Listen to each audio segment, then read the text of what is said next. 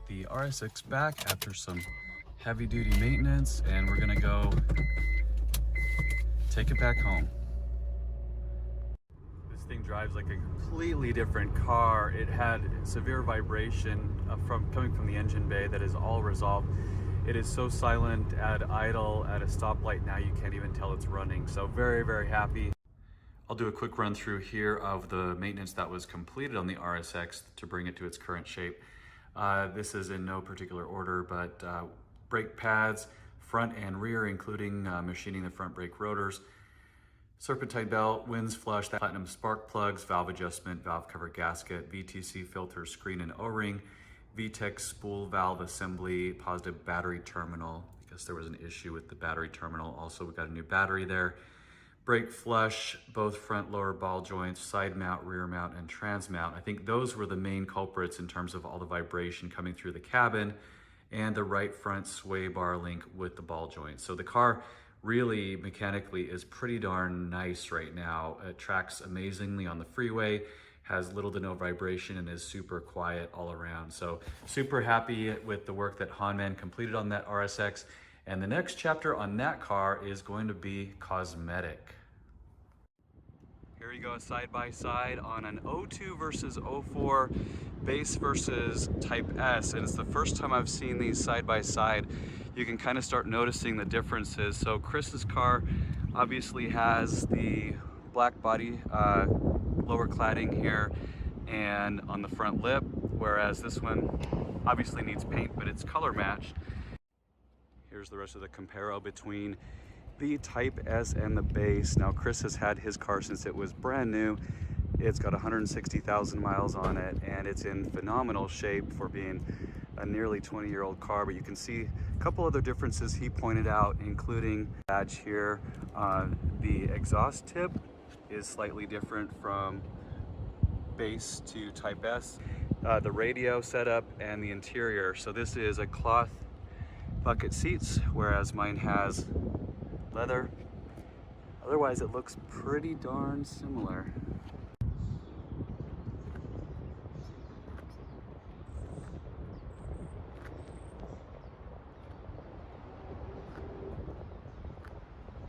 Chris is on Instagram under Tough Training.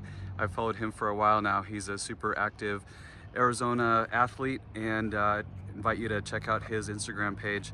And clearly he has a great taste in cars as well. So stay tuned for a transformation as I get my RSX hopefully dialed in to look as good as Chris's does, and then we'll meet up again for a follow-up photo shoot when that time comes. It's kind of fun. We're gonna do a quick swap, and I'm gonna drive Chris's base model 5-speed back to the house. I will definitely say there's some driving mannerisms that are different. Mainly just missing 6th gear. Honestly, off the line, this car feels equally powerful as the Type S, and the ride is maybe even a tad smoother than my 02, even though this has more miles, because I know Chris did some refresh on his suspension and tires. But pretty awesome to compare and contrast between the two. That was fun. This has the same issue with the seatbelt not retracting as mine does. All that discussion with Chris about the Type S versus base differences made me want to learn a little bit more about the RSX, so I decided to dive in today and show you a little bit about what I found out. But first of all, really cool 16 by 20 printout from a color advertisement regarding the RSX. When it first came out, it states the 200 horsepower 6-speed Acura RSX Type S, fly through its 6 quick shifting gears, take on the curves with a race-tuned suspension designed to anticipate your every thought. But first, lock into the driver-oriented cockpit of the RSX Type S. For more information, jet over to Acura.com or call us. So I thought that was a kind of a cool piece that will go with my RSX because it's the exact same satin silver metallic color combination.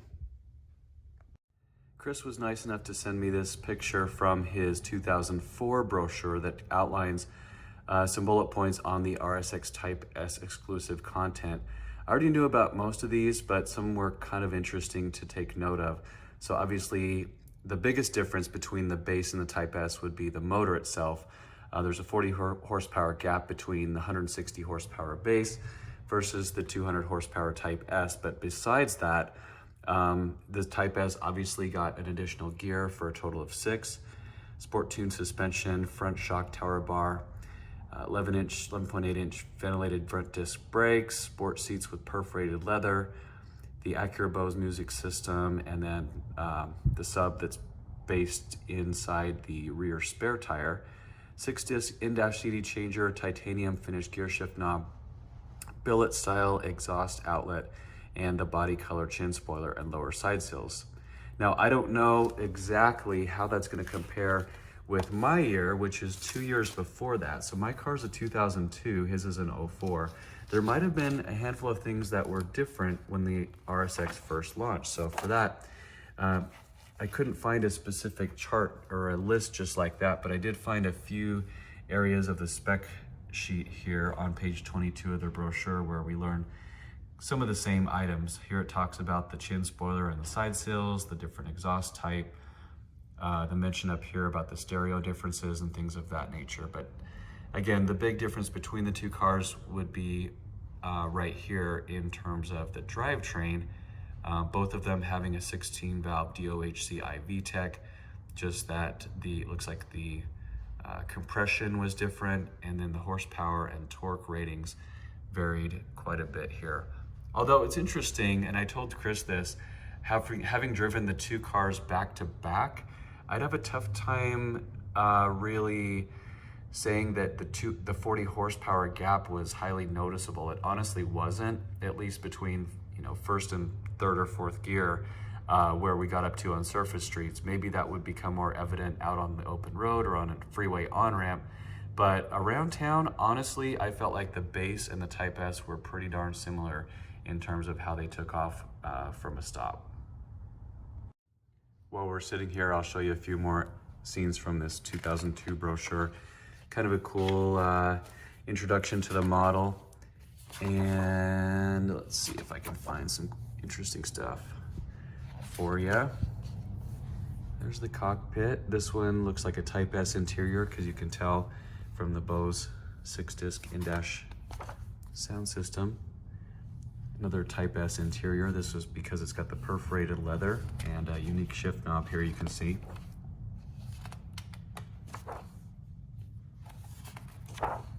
Love that color. So by the way, Arctic Blue is the same color that my TSX just got painted. So had this wild idea how cool it would be to paint the RSX to match the TSX, but on the other hand, I want to keep the car as original as possible. This was what the model lineup looked like in 2002.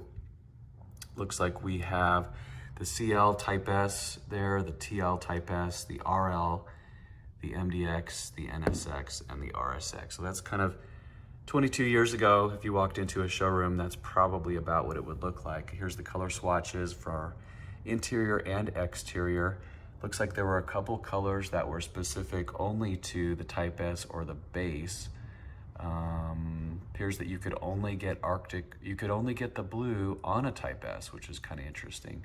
But the satin silver, like mine, was available on either trim. Today I received a small but significant piece for the RSX restoration. I'll show you what it is in just a second. Check it out. That is a beautiful original shift knob. The one that I have in the car has some severe wear and tear on the top portion here. So I'll save this as the final capstone for the restoration when everything else is complete.